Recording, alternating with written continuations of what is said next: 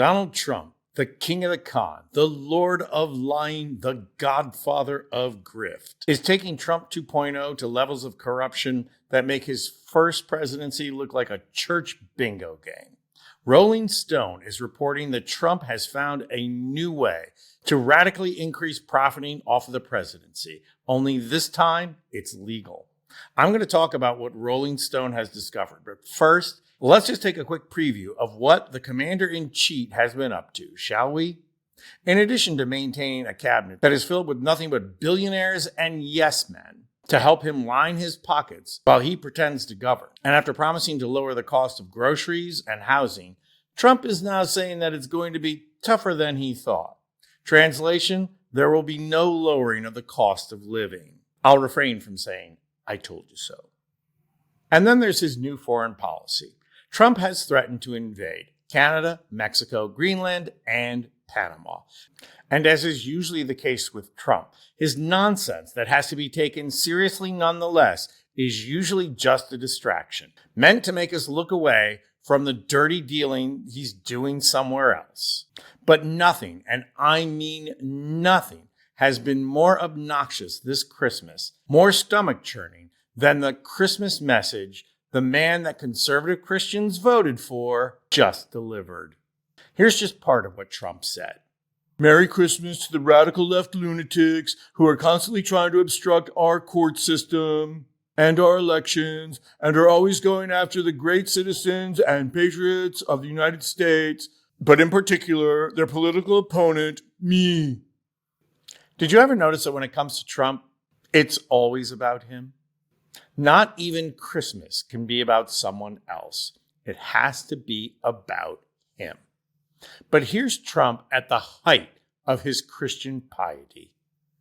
Also to the 37 most violent criminals who killed, raped, and plundered like virtually no one before them, but were just given, incredibly, a pardon by Sleepy Joe Biden, I'll refuse to wish a Merry Christmas to those lucky souls, but instead will say, go to hell.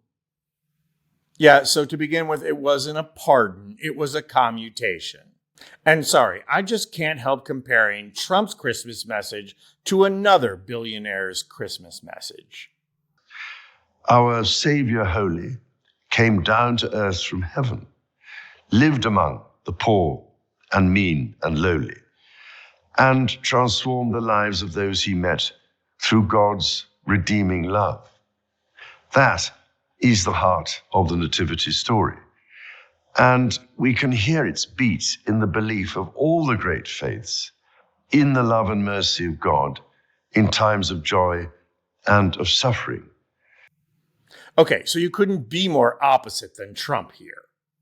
So King Charles' Christmas message tries to bring people back to the message of Christmas. Trump's is made to outrage. And why? Because he knows he's got Christian conservatives in his pocket. He doesn't have to do anything to please them. And because he's playing his old playbook to distract. Because while Trump has been doing all this nonsense, he has been grifting shamelessly behind the scenes. And not so behind the scenes. Rolling Stone is reporting that the president-elect, Donald Trump, is keeping tabs on major corporations that have not yet forked out big on his inaugural fund.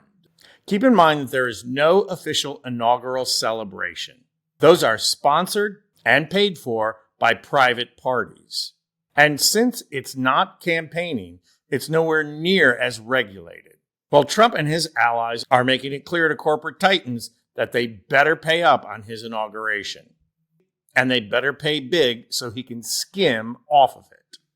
As Rolling Stone reports, in the past few weeks, Trump has asked close allies about how much major corporations have donated to the inaugural committee and has sometimes inquired about specific companies by name. So why are corporations feeling threatened? Well, media corporations could be harassed by the new FCC chair, but for the most part, it's about Trump putting tariffs on products. These corporations want exceptions for the parts or the products that they need or just outright sell.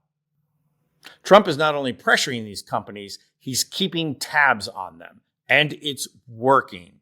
Some of the top donors include Amazon, $1 million, AT&T, Bank of America, Charter Communications, $1 million, Coinbase, $1 million, Ford, $1 million, General Motors, Goldman Sachs, Intuit, $1 million, Stanley Black & Decker, $1 million, Toyota, $1 million, and Uber, $1 million, plus another $1 million from its CEO.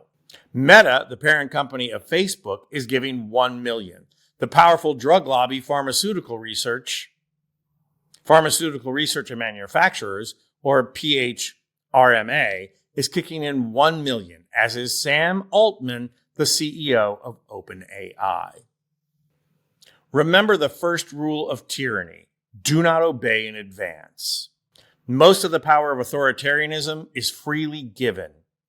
In times like these, individuals think ahead about what a more repressive government will want and then offer themselves without being asked. A citizen who adapts in this way is teaching power what it can do. The same goes for corporations. I'm Anthony Vincent Gallo for Occupy Democrats.